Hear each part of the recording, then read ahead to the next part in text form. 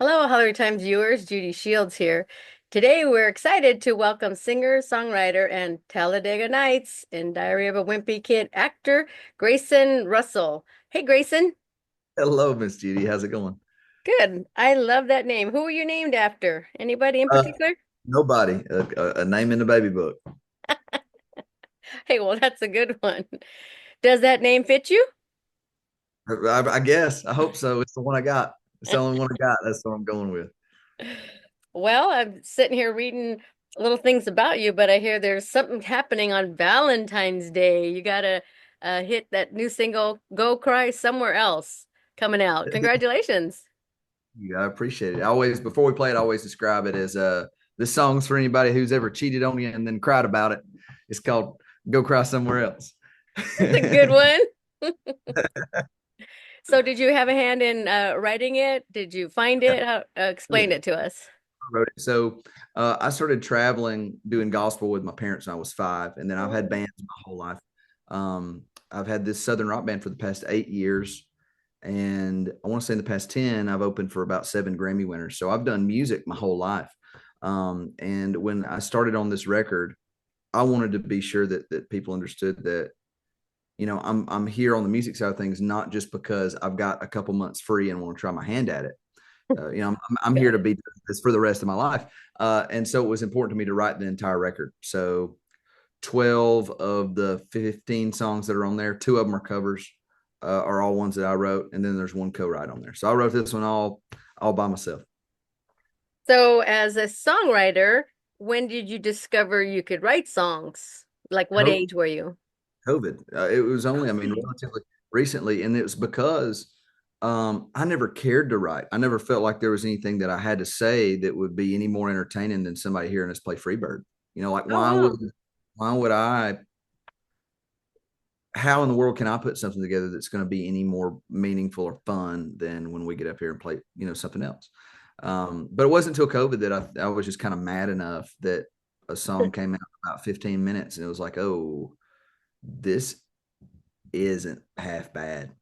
And songwriting then kind of became over the next, dozen different heartbreaks, more therapeutic than anything else. Songwriting is not something. It's one that I love.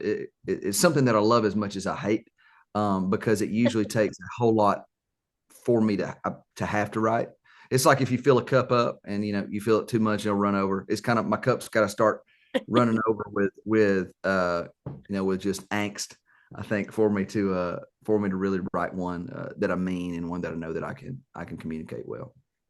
So, as a singer, which you're got an amazing voice, when did you discover your voice? How old were you then when you realized that you could sing?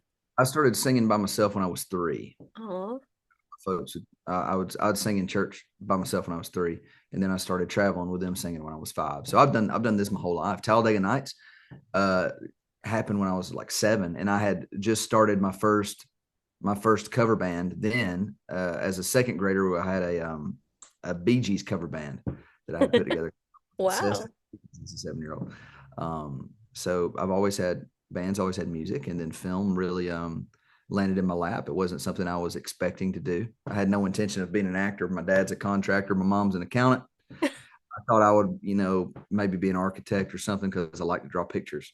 And then of course Oh, Talladega Nights changed my life, and here I sit, 12 films, a TV show, and one of them got an Oscar nomination. So praise the Lord. congratulations. But how did Talladega Nights happen? I mean, how did you get that part and get into that little acting bug? It was a open call in the newspaper, and the only reason we went was because Dad went fishing and me and Mom were bored. Is that for real? I had done commercials, but it was for the car dealership in town that used the cheer squad. Oh, That like used the varsity cheer squad. It wasn't anything crazy. yeah. Clanton, Alabama has like 9,000 people in it. I just knew them because my mom went to school with the owner. That was it. They just thought it was funny to dress me up and make me say funny things.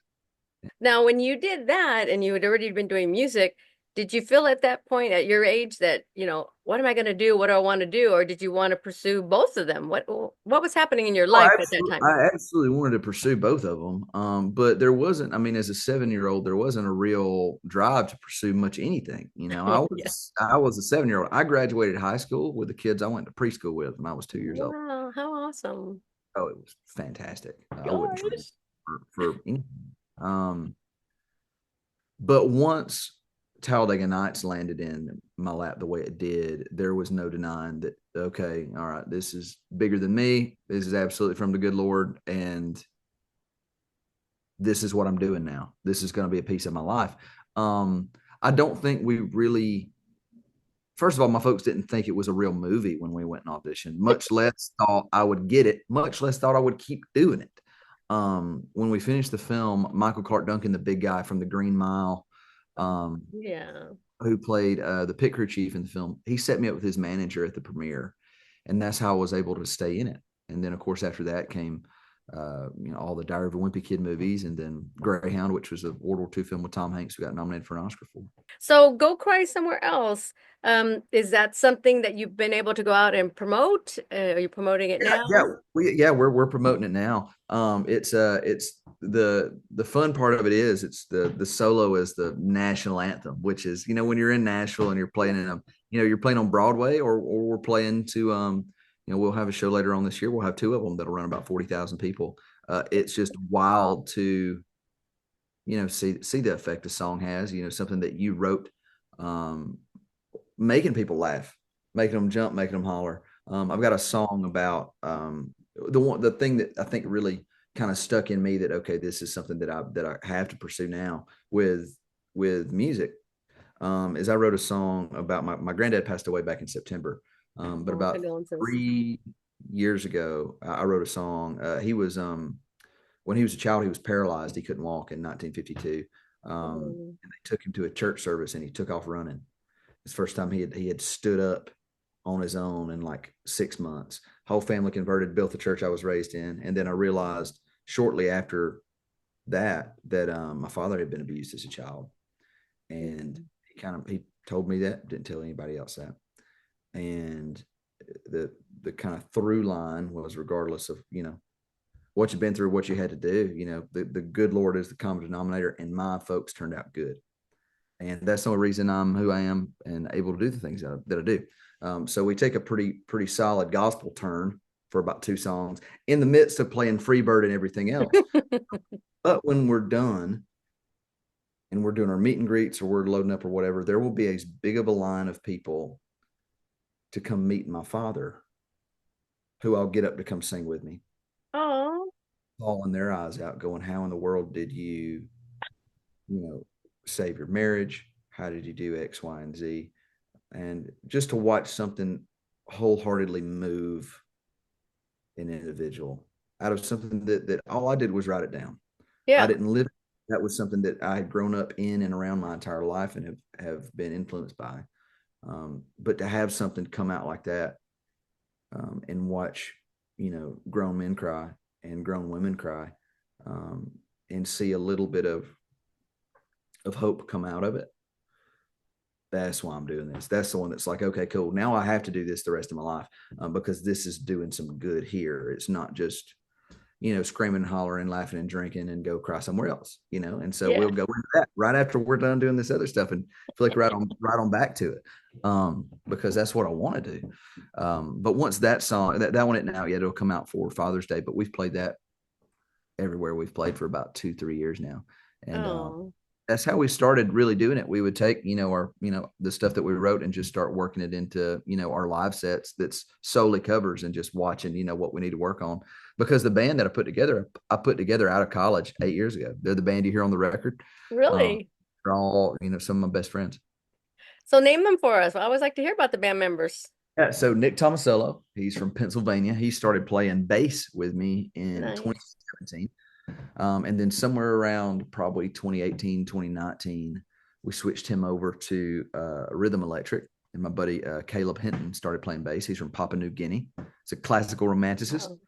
So that's his forte. He's the musical numbers guy, that we that and that My drummer's a guy named Austin Steele. He's from Cleveland, Tennessee, Chattanooga area, which is where we all went to school, Lee University in Cleveland, Tennessee. Wow. And Bryson Maggard, my keys player, and who sings with me and is stuck by me through all this craziness, is from Knoxville, Tennessee. And he's the man. And more or less, that's what we run. And then sometimes we'll pull in a couple of different guys to come in and play lead. Corvin Brown, he started playing with us when he was 12. He plays for a Grammy winner now because he's the man. My buddy Aaron Nichols, my buddy, a little skinny. So we have a couple of rotations on the lead electric guitar side. Okay. But for all intents and purposes, the core rhythm section and bells and whistles of my band are guys that have stuck by me for the past 8 years, playing coffee shops and frat Wow. parties. And Frat parties. now we get to go and play CMA Fest Oh, and nice. 40,000 people at a time, and we don't take that for granted. Yeah, no kidding. What type of instruments do you play? I play guitar, Okay. predominantly acoustic because I grew up playing in church and Yeah. had to, because there was always somebody that could play electric better. So I just um, play acoustic. Of course, I play electric, and then I play bass, mandolin, and banjo. Oh, wonderful. The past 3 years, I've been on the road when I wasn't doing my own stuff or working on a TV show. I've gone on the road with a guy named Guy Penrod who won a couple Grammys back in the '90s doing gospel, and so I play mandolin, banjo, and acoustic and sing for him. Oh. So as a songwriter and a singer, what's it like up on stage the first time you hear the audience sing back your songs to you? That's got to be amazing, right? It's humbling. It's incredibly humbling.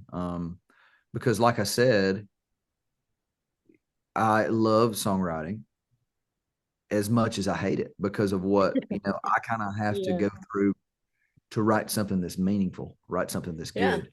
And so it always redeems the situation that birthed the song. Um, I tell people I got a buddy, he's in his 90s, who was the only doctor we had in the county for like 30 years and back in the 60s, 50s, 60s, and 70s. And he said his favorite thing to do was deliver babies because he said it's the only thing you walk into the hospital with and come out with something better than you had to begin with. He said, and that's why I loved it. And for me, that's how songwriting is. It's I'm gonna I've got to walk through this situation and I'm gonna come out the other side of it, however grueling and intense that it is. But when a song ends up coming out of it, it tends to redeem, the pain of having to go through that situation. And so that's the easiest kind of way I compare it to.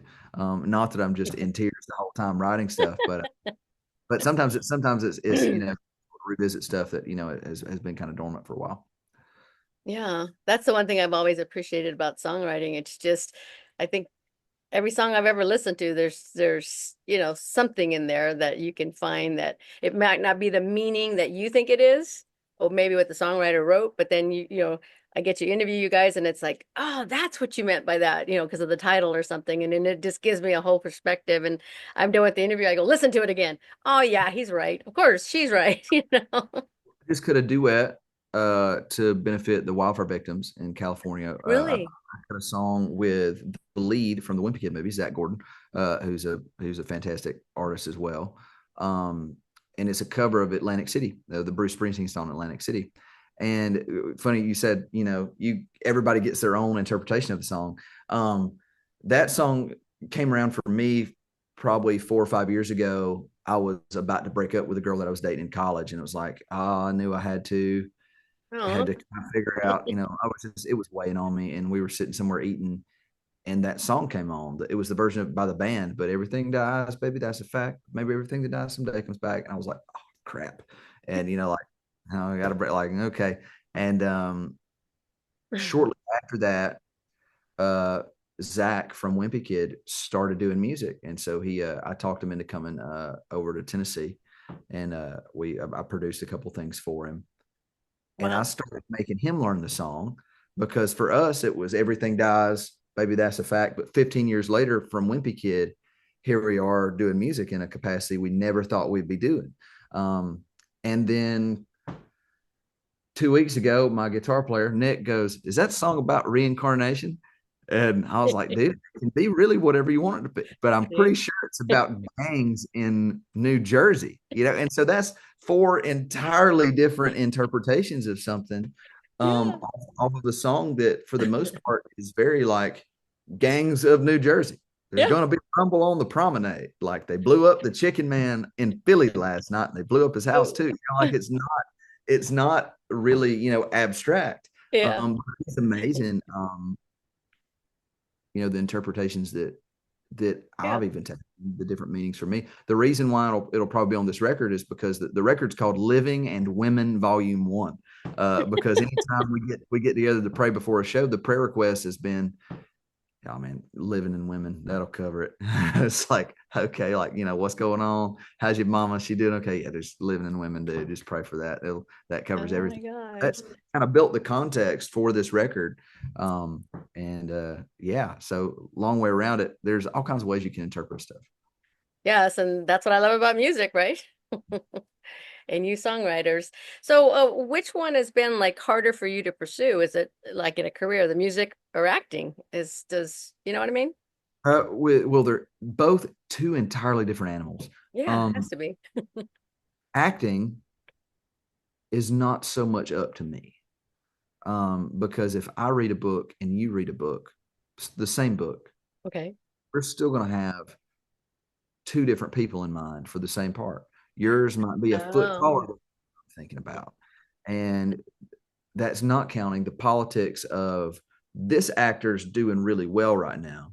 Let's bring in him or her instead of this one who might fit the description a little better.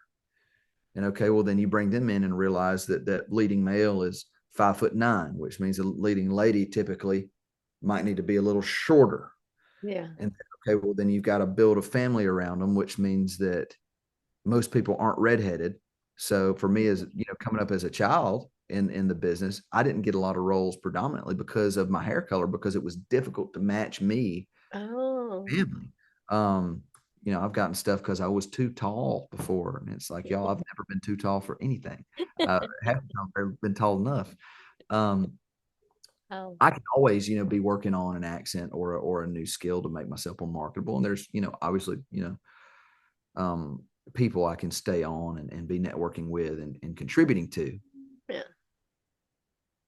And now it's a different space because it's so much easier to make your own content. No different than with the music.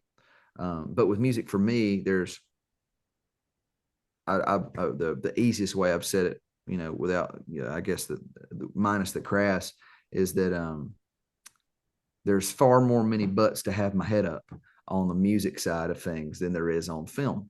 Okay. There's more of a grindstone to have my nose to in a foreseeable path with the music, than there is with film, because for me, neither one has ever operated conventionally for me.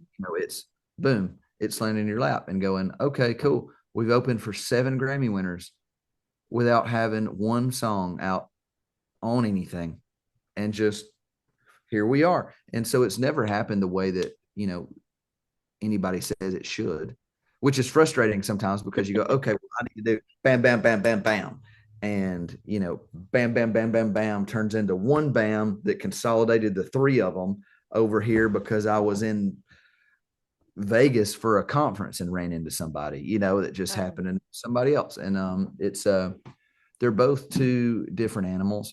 I really love, there's not another occupation where I can put on equipment made to fight World War II and get yelled at by Tom Hanks for 2 months and make, and love every second of it. But on the other side of that, I'm playing somebody else. Yeah. I'm playing a gentleman second class that served on the North Atlantic on the USS Kidd during, or USS Keeling during World War II. I'm not, Grayson Russell, age 26 and, 2025 here. So when I do my music, I get to be me, but also the acting has certainly taught me the stories that I can tell effectively, and has taught me the ones that I can't and that I need to work on or either totally let somebody else have. And so the You storytelling aspect has really lent itself well to the songs that I choose to sing. Yeah. Do you think your early age of acting helped you to be a great performer on stage in your music career? I think so. I mean, I had always wanted to be George Strait. When I was two, I would introduce myself as, "Hi, my name is Grayson Claude Russell George Strait." And I always had a guitar, I always had my cowboy hat on. That's what I wanted to do. And then when I was 7, I put together that Bee Gees cover band that was all my fellow second graders, and I'd make them come over and practice on the Oh karaoke my gosh. house. And then Talladega Nights kicked off. So there was always I think, a really performative aspect of me, that just enjoyed, I think, entertaining people. Um, Partly, it probably came mostly from the fact that I was a small child and didn't have nothing else to do. Or, sorry, not a small child. I was a small child, but I was an only child and didn't have Oh, anything else to do anyway. okay. So there was just like, okay, there he goes again. And it's I think they've both um, done a whole lot of good lending themselves to each other. I'm really thankful for them. What was it like at 7 when you were done with making the movie and then you had to like leave everybody? Was that hard for you at Oh, it was 7 or 8? awful. I don't think anybody has ever asked me that question, which is funny. I get asked questions a lot. Um, it took Oh, me okay. probably, I've done 12 films and about 5 TV show related situations or another. Yeah. It probably took me up until the last 3 to not be a wreck when it's Really? over, because you're in a strange place that you've likely never been before, don't know anybody except the people that you're there with. You're there for 2-3 months on end, and you're with each other 16 hours a day. And each other is, particularly with the Wimpy Kid films, each other was all we had. We filmed in Vancouver in Canada. There was a handful of Canadians on that shoot: Lane McNeil, Devin Bostick.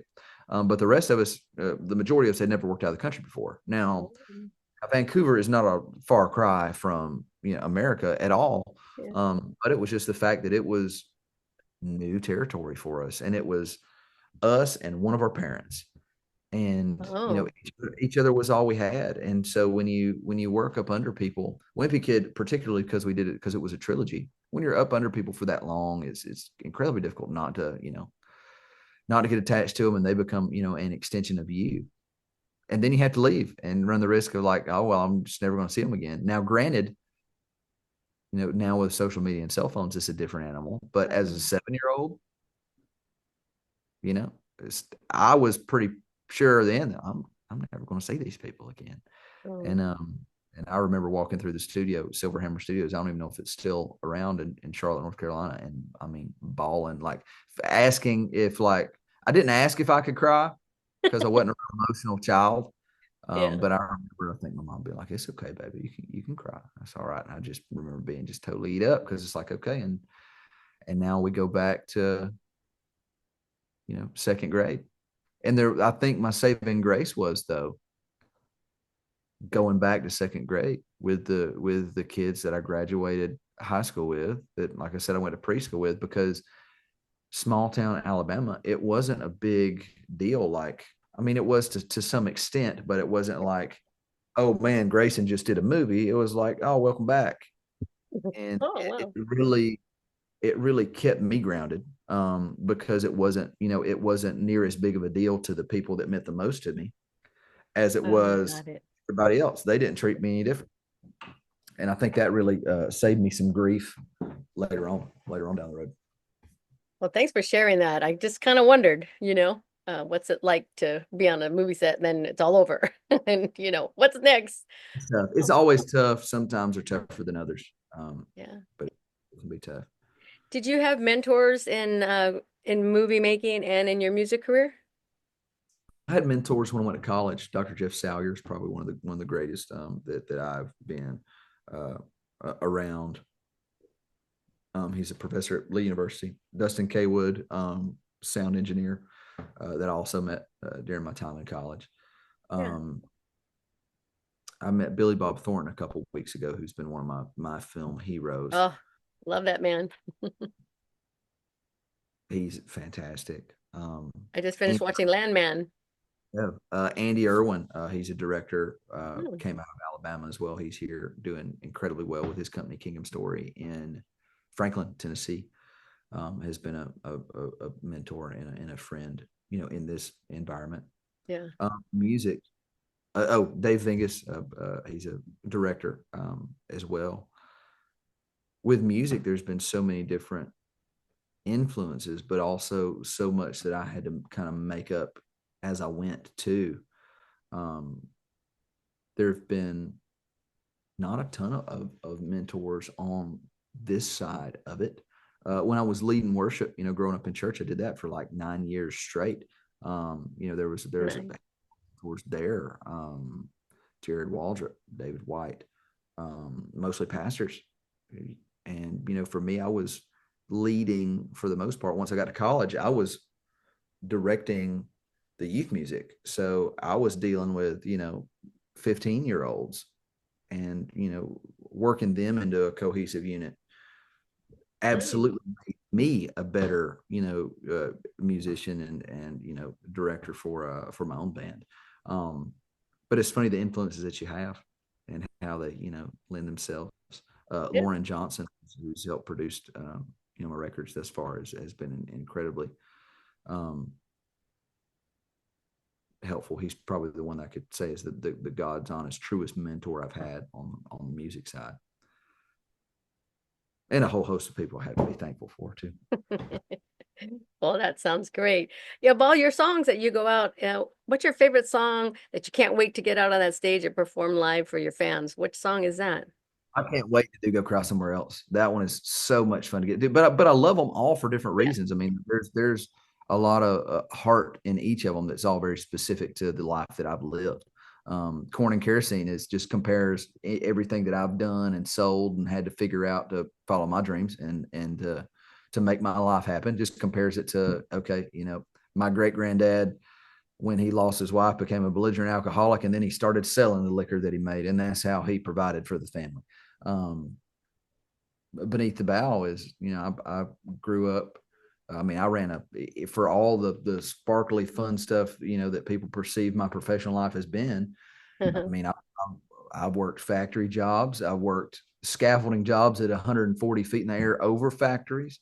And so Beneath the Bow is one that looks at the Titanic from the view of a guy, in the boiler room going, "Hey, y'all partying up there? Something's wrong. We need some help or else this ship's going down." And it's just a metaphor for the working class in America going, "Hey, everybody partying up top. If we don't fix something, this whole thing's going down." And so each of the songs we put out, Atlantic City is incredibly special to me. Mhm. Um, I love them all for different reasons, and it's no different than the films that I get to do and the roles I get to play. They all serve an entirely different purpose, and just fill me up in different ways. Well, congratulations on getting bit by that songwriter bug because you've got some amazing songs. You're such a talented musician, writer. Judy, I appreciate it. Can you give us our social media so all of our viewers can find you? Yeah, just follow me on Grayson, Grayson C Russell, two S's, two L's. That's Instagram, Facebook, TikTok, the whole 9 yards. And then my website is GraysonRussellOnline.com. And that's where you'll be able to find everything on there. Do you have stuff up on YouTube as well for people to watch? Yeah, I do sparingly. Honestly, there's probably more. There's probably a whole ton of stuff up on Facebook of me that I have no idea is even on there. Because you start not counting Talladega Nights and Wimpy Kid and outtakes and different things that are Yeah. all across the internet. But too, I mean, I've been I've probably played around 1,200 shows since I was 5 or 6. So there's no telling what all's actually out there in the weeds. Yeah. What about your tour for 2025? Is that going to kick off? Has it started? Yeah, that's the plan. So I'm gonna hop on the season 2 of my new TV show. It's called Blue Ridge, the series. I play Okay. Dwayne Dixon, who's like the village idiot. It's on INSP Network. It'll be on Amazon here shortly. Nice. It's like a mountain justice cop drama show, Okay. and I'll go on the season 2 of that, like the week after next. So I'll be there February to April, and then once April's we'll start hitting the road pretty hard, probably May. I'm getting all my dates kind of lined up for that now. So we Do you shall come see. out here to the West at all? the LA area? Do you come out Actually, here? I was actually out with my buddy Skinny in San Diego. Nice. We were actually playing at one of the casinos out there, Pachinga, one of the Yes. Oh, I wish I knew that. No, next time. out there for New Year's. Yes, ma'am. Yeah. Oh, awesome. Well, this interview will be going up on our YouTube channel, the Hollywood Times official, so we'll get that out for you. We appreciate you taking the time. It was a pleasure to meet you, one talented guy, and hopefully we will meet in person one day. Sounds good, Miss Judy. Thank you for having me. I appreciate it. Yeah, we appreciate you too. God bless you.